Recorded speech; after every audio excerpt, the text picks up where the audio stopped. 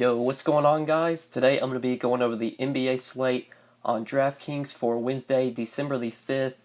We have a 10-game Wednesday slate. I'm going to go through each position and talk about some of my favorite plays at each position. If there's studs I like that I'm going to be playing today, I'll be sure to hit on those.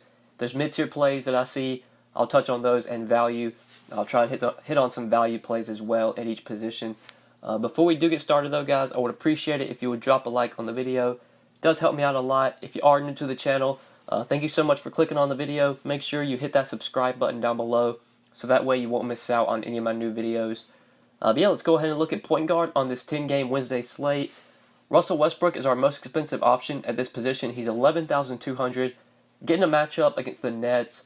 Right now, early looks at this slate, I don't see myself paying up for Westbrook at point guard, and I honestly don't see myself paying up for a lot of the studs today. There are 6 guys over 10K, and I don't really have a ton of interest in a lot of them.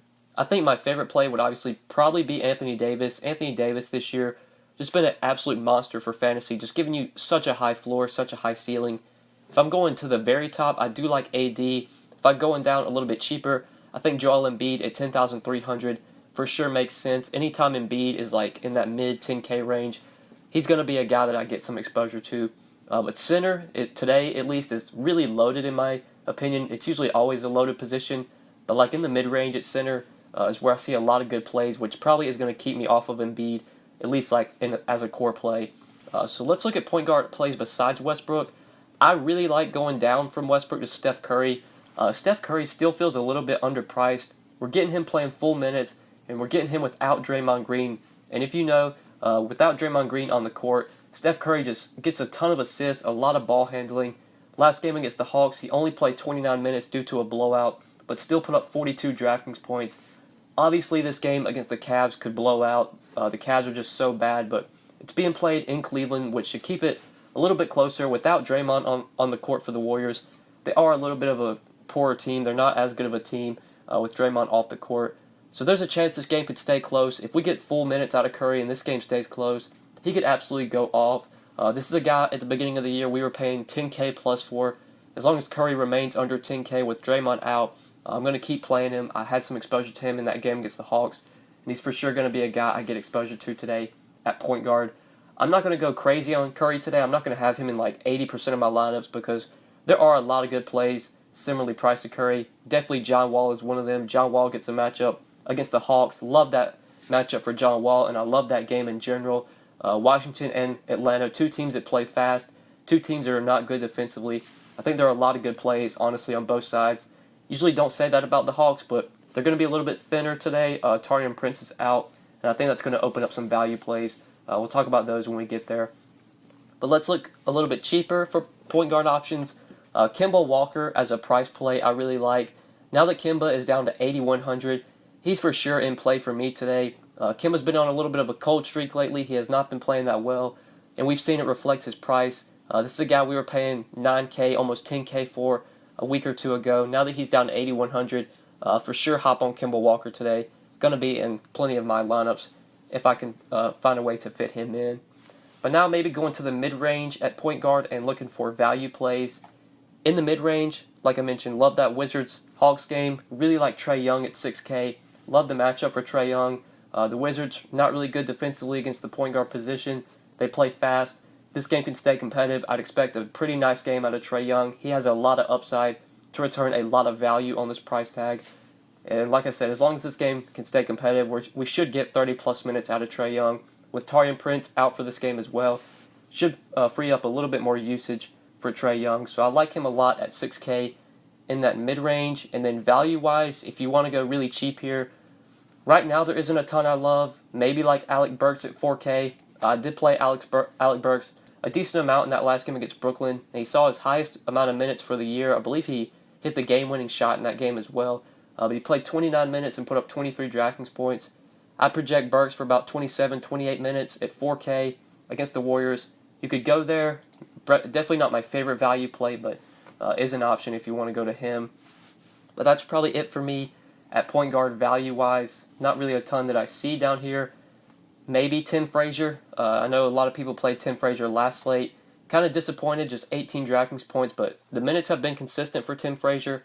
Obviously, the fantasy production is going to be up and down, but if we're going to keep getting Tim Frazier starting and playing near 30 minutes, 4,500 not the most sexy price, but he is an option if you want to go there, but not a core play for me today.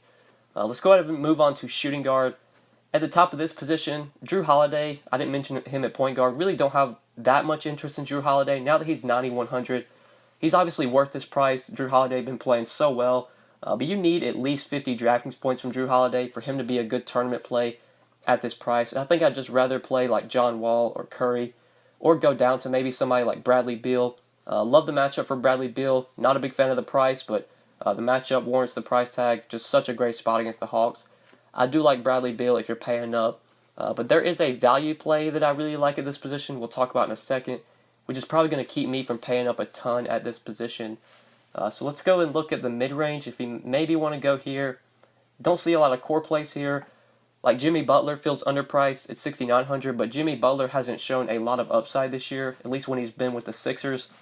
So probably going to be avoiding Jimmy Butler, even though the price tag's really cheap. Just we're not getting a ton of upside from him when he's playing alongside Embiid and Simmons. So let's talk about some value. Like I said, there's a value play I really like here. Dirt cheap. Not sure if he's going to be popular today or not. I think he will be, but we'll see. Kent Bazemore at 4,400. I really like as a value option. He should move into the starting lineup with Taurean Prince out for this game. Kent Bazemore has not been playing that well lately, so the price tag has definitely reflected it. He's been coming off the bench as well, but like I said, Taurean Prince out. Bazemore should move into the starting lineup, and I feel a lot safer projecting him for near 30 minutes when he's in the starting lineup.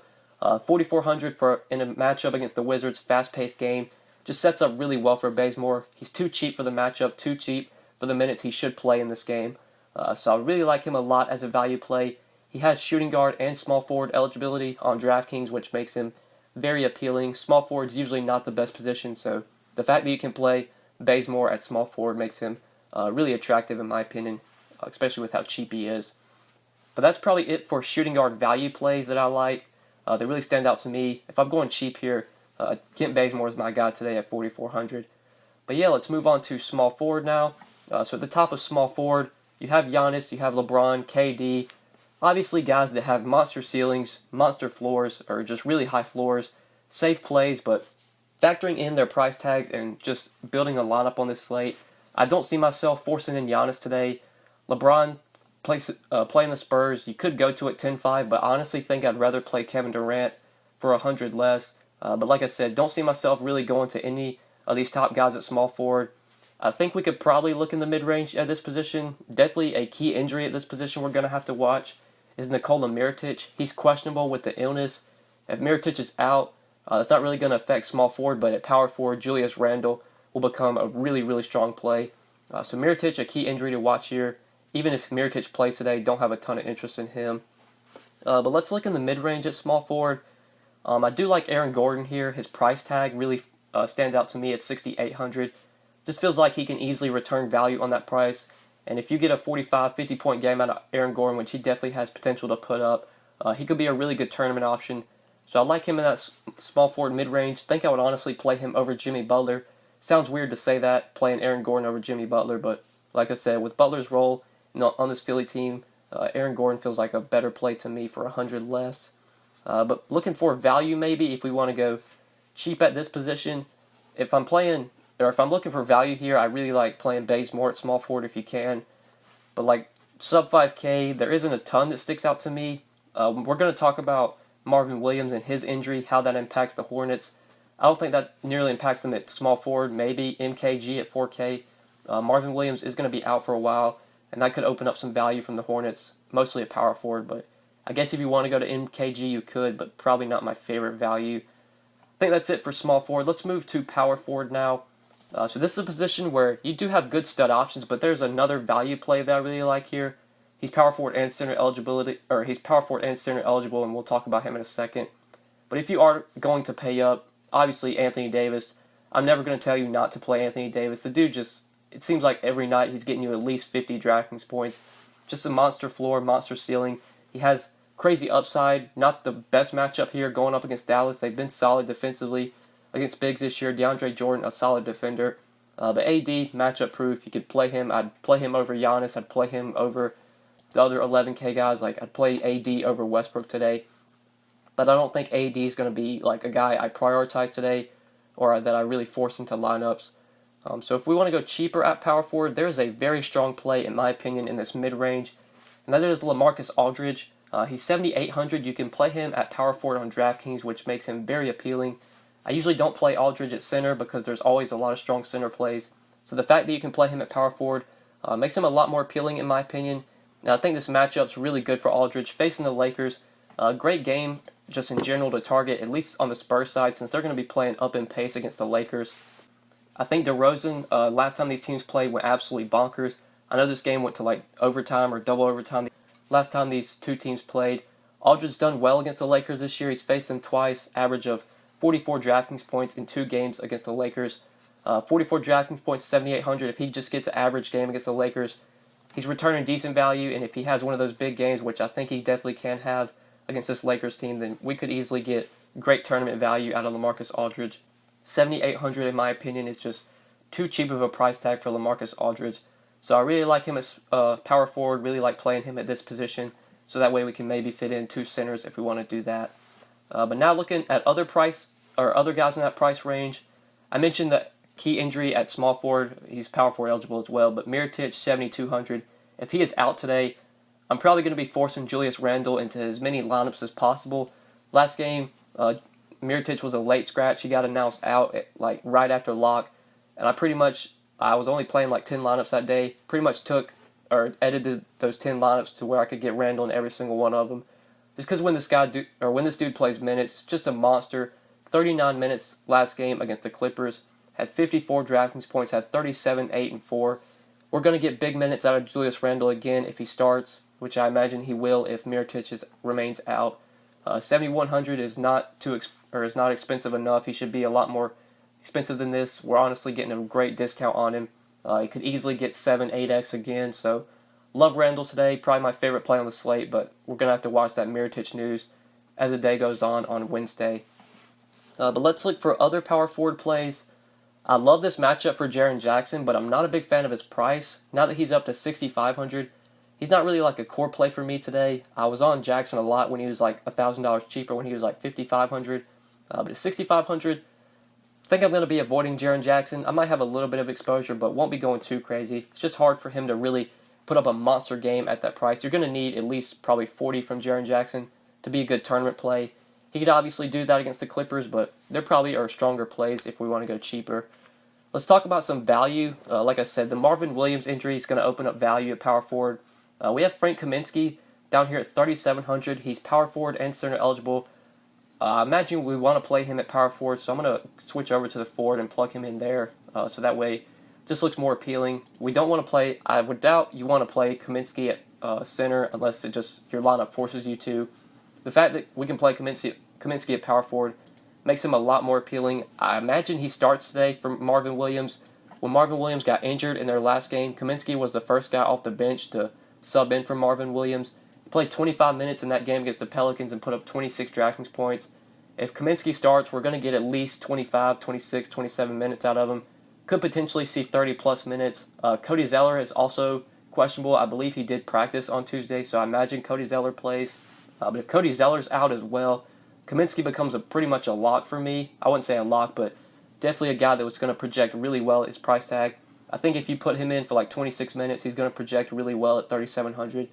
In the matchup with the Timberwolves, they do have 2 bigs. They have Taj Gibson and they have Cat, so I imagine they're going to put a big on Taj Gibson. That's probably going to be Kaminsky. So I like him a ton at 3,700. Definitely a good value at this position, in my opinion.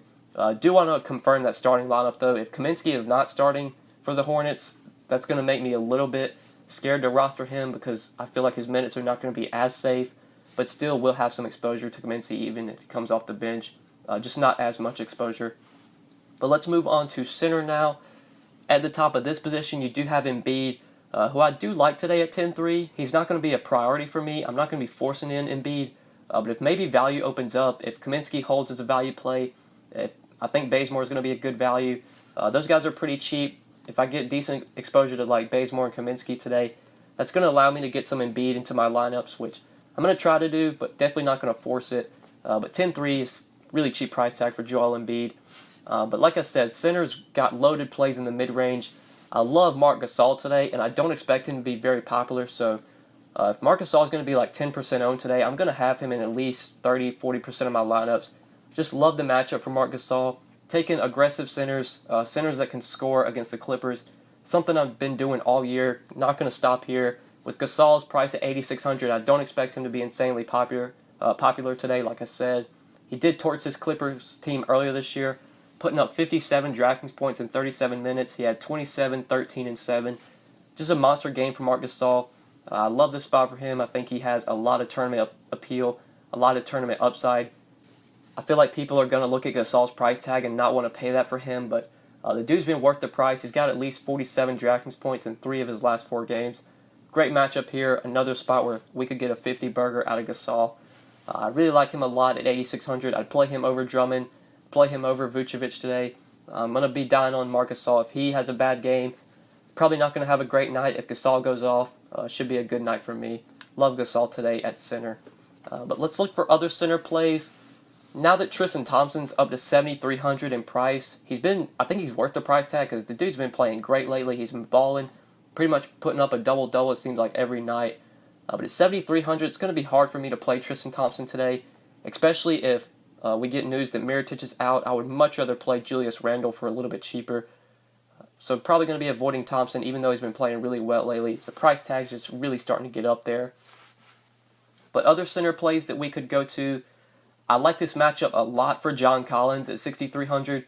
I think he was like $1,000 too cheap last game. I think he was 5,300 in his last game against the Warriors. Yeah, he was 5,300 in that game. I did have a decent amount of him on that Tuesday slate, I believe it was. And he had a decent game, 43 DraftKings points in 30 minutes, had 24, 11, and 2 with a block. Great matchup here against the Wizards. Wizards can't defend bigs right now. They can't rebound without Howard. Howard's going to be out for a while. Taking bigs against the Wizards, I think, is something you want to do as well. So at 6,300, wish we could play John Collins at power forward. That would make him a lot more appealing. He's only center eligible on DraftKings, which I don't love, but still probably going to be in my player pool. Going to be a guy that I have some exposure to. I would much rather play him over the guys in that price range. Like, I'd rather play him over Markieff. I'd rather play him over Millsap, Ibaka. Definitely like John Collins in that price range, 6,300. But now looking for center value plays, Kevon Looney had a decent game last game. I guess you could go after one of the Warriors bigs. We really don't know who's going to put up the minutes, put up the production on a nightly basis. Last game it was Looney. He got the start. He played 29 minutes, 34 DraftKings points. Damon Jones, I believe, is out for the season, so Looney's probably going to be the starting center until Boogie comes and takes the job over. We don't know what Looney's going to do on a nightly basis, but against the Cavs, you could go to him. He's up to 4,200, which is a little bit more than I want to pay for Kevon Looney, but I guess if you need value, he is power forward eligible, which makes him more appealing. You could go there at 4,200. But that's probably it for me when it comes to center today, guys. So I think that's it for the video. Hopefully you guys did enjoy this video. Hopefully it did help you. If you enjoyed the video, just make sure you click that like button down below. I would really appreciate it. Make sure you subscribe if you haven't already. If you do have any questions, feel free to hit me up on Twitter at the DFS_GOAT, or you can leave a comment down below. I will get back to you as soon as I can. But yeah, guys, good luck on this Wednesday 10-game slate. We will see you in the next video. Peace.